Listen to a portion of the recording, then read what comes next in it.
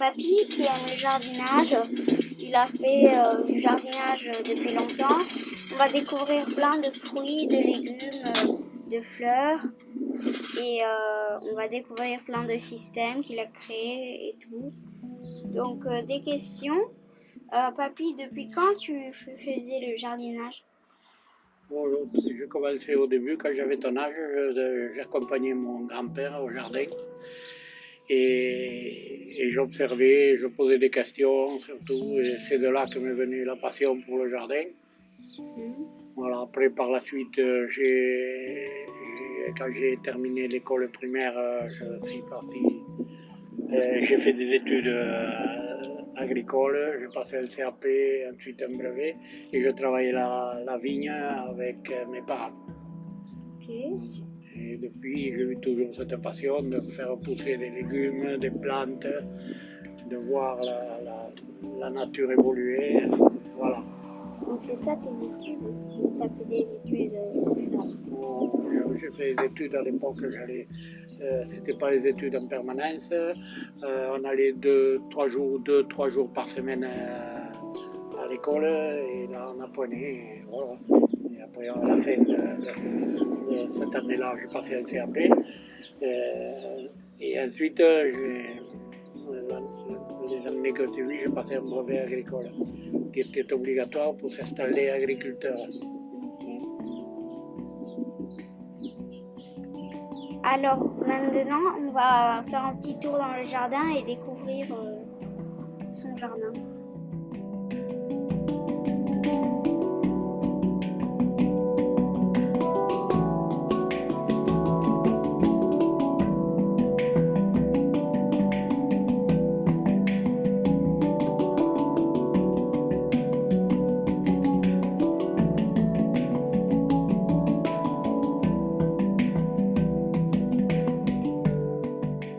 Donc là, on est dans la première partie de son jardin et on voit qu'il y en a beaucoup de fruits et de légumes. Alors papy, est-ce que tu peux nous lister quelques fruits ou légumes? Des fruits et des légumes, là il y a des asperges.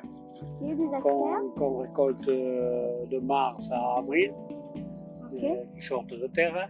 Après, ensuite, là, on a des potirons, des butternuttes là-bas. Tout ça, c'est pour manger en hiver, qu'on récoltera à l'automne. Ensuite, là, j'ai des fraises qu'on a ramassées de mars à juin. Voilà. Là, j'ai du persil pour l'hiver. Et là, j'ai de la vigne avec quelques raisins de table. Mais tu fais pas du vin avec? Non, je ne fais pas du vin. Et puis là, on va ramasser bientôt les amandes qui vont commencer à tomber. Voilà. Pourquoi il y a de la vigne et des asperges? Parce que déjà aussi tout jeune avec mes parents qui étaient maraîchers et viticulteurs, on pratiquait la culture de l'asperge, voilà, qu'on allait revendre, ainsi que le vin qu'on allait revendre sur les marchés.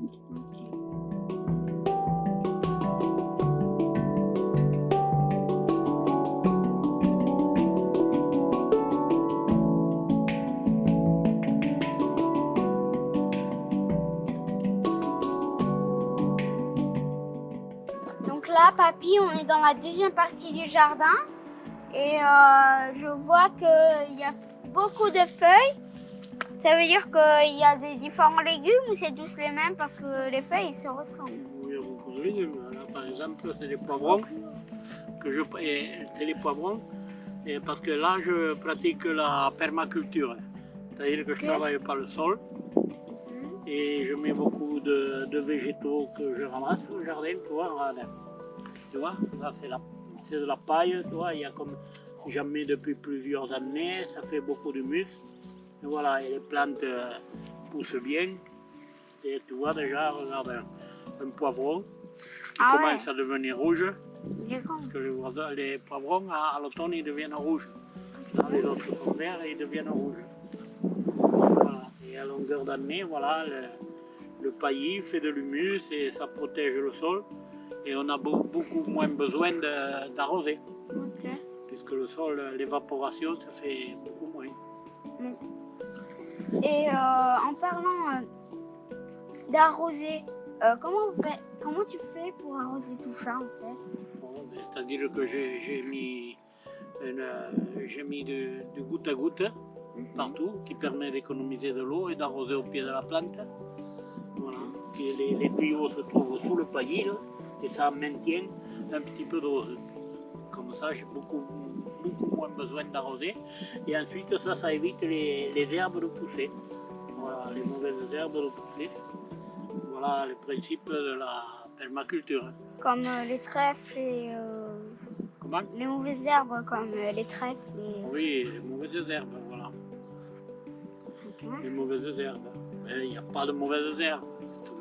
C'est toujours la nature aussi. Mais bon, il ne faut pas qu'elle soit trop envahissante pour étouffer la plante.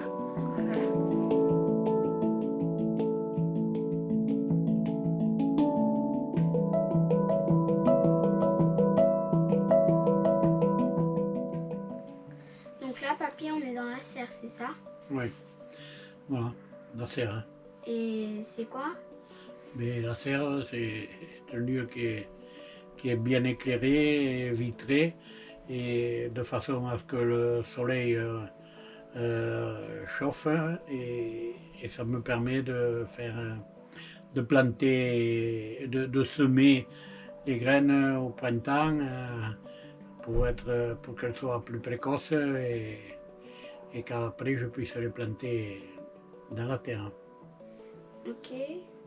Et en fait, tu n'utilises pas de pesticides ou... Non, je n'utilise pas de pesticides, je me sers surtout de purin de plantes, de l'ortie, de la consoude et de la prêle. Voilà la prêle. Voilà, ça c'est très bon, la prêle, ça contient de la silice et ça lutte contre les insectes, ça me sert d'insecticide, contre les pucerons, l'araignée rouge, etc. Et ensuite ça sert aussi de fongicide contre les champignons des plantes, le milieu, la rouille et tout autre champignon. Ok. Et alors la consoude, c'est... La consoude, je la ramasse dans le jardin, j'ai un rang de consoude dans le jardin. Je la ramasse et je la mets dans les grands récipients là, et j'ajoute de l'eau de pluie et puis je laisse macérer une quinzaine de jours et après c'est disponible pour être utilisé quoi. C'est prêt pour être utilisé, la prêle, les orties et la consoude. Donc là c'est la consoude. Voilà, la consoude. La consoude favorise le grossissement des fruits parce que ça contient de la potasse. Et ça c'est de la prêle. Ça c'est de la prêle, voilà, comme je viens de t'indiquer à quoi je m'en sers. Et ensuite je fais macérer le même procédé. Je fais macérer des orties, toujours dans de l'eau de pluie. Pour au printemps, ça c'est pour pulvériser ou arroser au pied et ça apporte de l'azote et ça permet aux plantes de bien démarrer la croissance. Et pourquoi que de l'eau de pluie? Pourquoi pas de l'eau du robinet? Parce que l'eau de pluie est beaucoup plus pure que si j'utilise l'eau du robinet, elle contient du javel et c'est pas bon pour les plantes.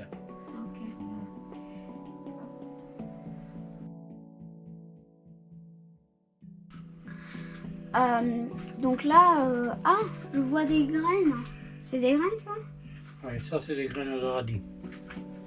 Et parce que lorsque je récolte, je laisse quelques pieds, 2-3 pieds de radis par exemple, et ensuite je récupère les graines. Voilà. Ok. Je récupère les graines et puis après je m'en sers l'année suivante. Ok. Et tu peux nous lister quelques graines? Les graines, là il y a des fèves, là qu'est-ce que c'est? Ça c'est des haricots, pongo, ça c'est des graines de carottes, de poireaux, je garde aussi les graines de fleurs.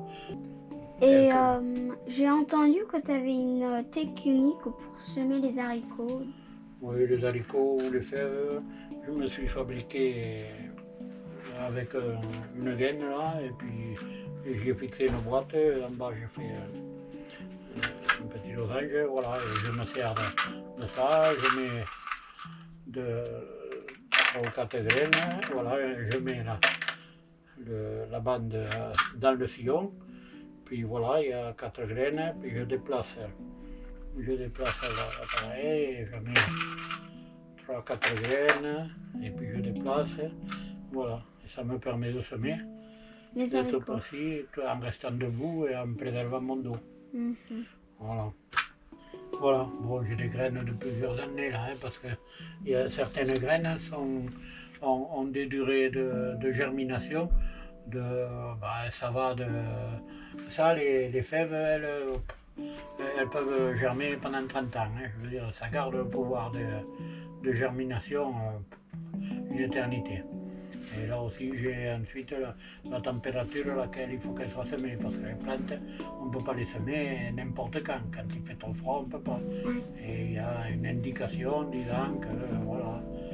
Donc ça, c'est une petite liste. Voilà, c'est une liste que j'ai récupérée sur Internet, et voilà, ça me permet de me rafraîchir la mémoire quand j'ai un oubli.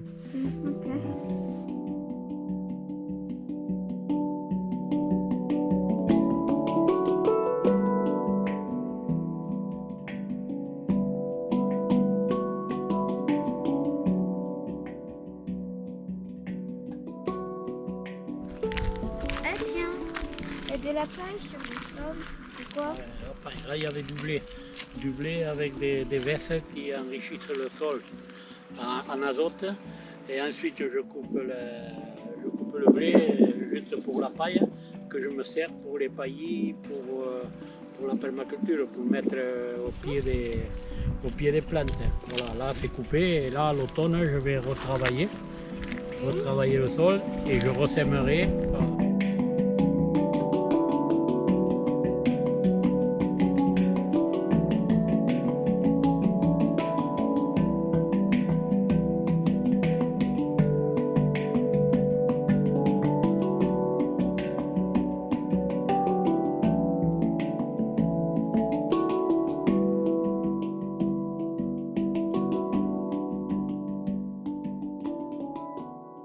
Là, on est aux artichauts, papy? Oui, les artichauts, et voilà, là c'est les artichauts que j'ai coupés au mois de juillet, et là ils commencent à repousser, voilà, et je les coupe, je laisse tout sur place, comme ça protège le sol, et c'est toujours dans le principe de la permaculture, de garder l'humus au sol, et, voilà, et de protéger la terre.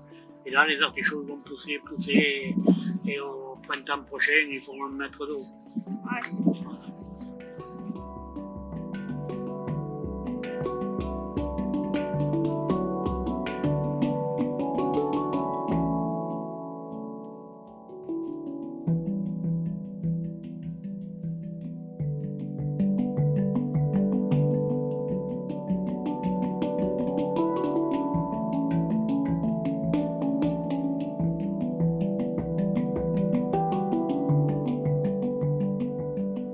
Oh tiens, c'est quoi ces tunnels, papy? Bon, ce tunnel, c'est pour protéger de la chaleur les salades. Parce que la salade n'aime pas trop les fortes chaleurs. Et ça lui permet de pousser là-dessous et d'être protégé du soleil.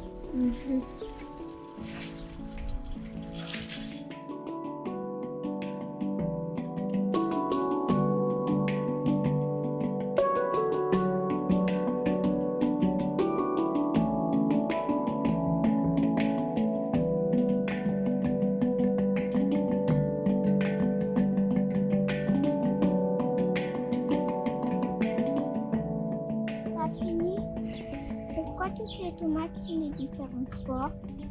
Ce sont différentes formes parce que je fais plusieurs variétés. Je fais 6 variétés pour échelonner la récolte.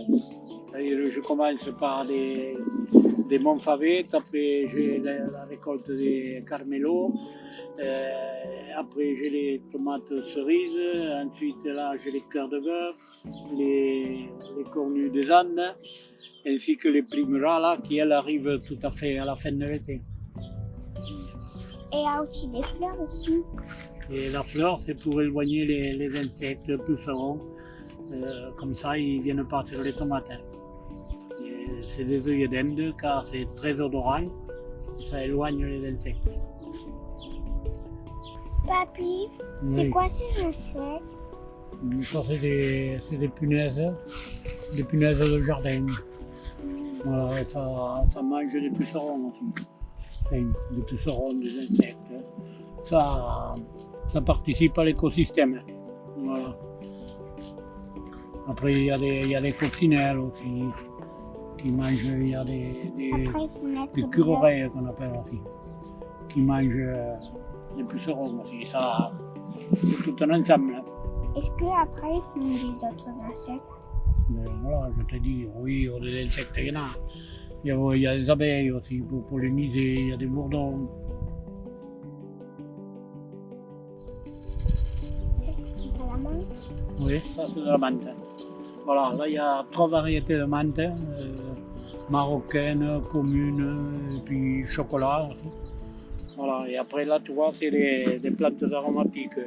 Il y a ça c'est de l'estragon, ça c'est de l'oseille, il y a de la sauge, ensuite il y a du thym, du persil et puis de la ciboulette. Voilà, là c'est le carré plantes aromatiques.